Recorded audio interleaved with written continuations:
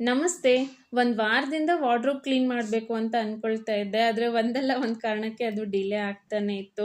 ಸರಿ ಇವತ್ತು ಆ ಟೆನಿಕಸ್ ನಾನ್ ಮಾಡ್ಲೇಬೇಕು ಅಂತ ಹೇಳಿ ಫಸ್ಟು ಅಡ್ಗೆ ಕೆಲ್ಸ ಎಲ್ಲ ಮುಗಿಸ್ಕೊಂಡು, ಆಮೇಲೆ ಬಂದು ಬೆಡ್‌ನ ಕ್ಲೀನ್ ಮಾಡ್ಕೊಂಡು, ವಾರ್ಡ್‌ರೋಬಲ್ಲಿ ಇರೋಂಥ ಎಲ್ಲ ಬಟ್ಟೆನೂ ತೆಗ್ದು ಸೈಡಲ್ಲಿ ಇಟ್ಕೊಂಡು ಕ್ಲೀನ್ ಮಾಡ್ಕೊಂಡಿದ್ದೀನಿ.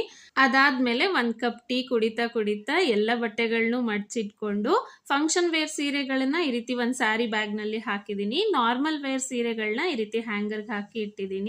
ಜೊತೆಗೆ ಒಂದೆರಡು DIYಸ್‌ನು ಕೂಡ ರೆಡಿ ಮಾಡ್ಕೊಂಡಿದ್ದೆ. ಒಟ್ನಲ್ಲಿ ಇವತ್ತು ನಾನು ಬಟ್ಟೆ ಆರ್ಗನೈಸ್ ಮಾಡಿದ್ಮೇಲೆ ತುಂಬಾನೇ ನೀಟ್ ಅನಿಸ್ತಾ ಇತ್ತು. ಇದರ ಕಂಪ್ಲೀಟ್ ವ್ಲಾಗ್‌ನ ನಾನು ಆಲ್ರೆಡಿ ನನ್ನ ಯೂಟ್ಯೂಬ್ ಚಾನಲಲ್ಲಿ ಪೋಸ್ಟ್ ಮಾಡಿದ್ದೀನಿ. ಸೊ ಬಯೋನಲ್ಲಿ ನನ್ನ ಫೋಟೋ ಕೆಳಗಡೆ ನನ್ನ ಚಾನಲ್ ಲಿಂಕ್ ಇರುತ್ತೆ. ನಿಮ್ಗೆ ಇಂಟ್ರೆಸ್ಟ್ ಇದ್ರೆ ಚೆಕ್ ಮಾಡಿ.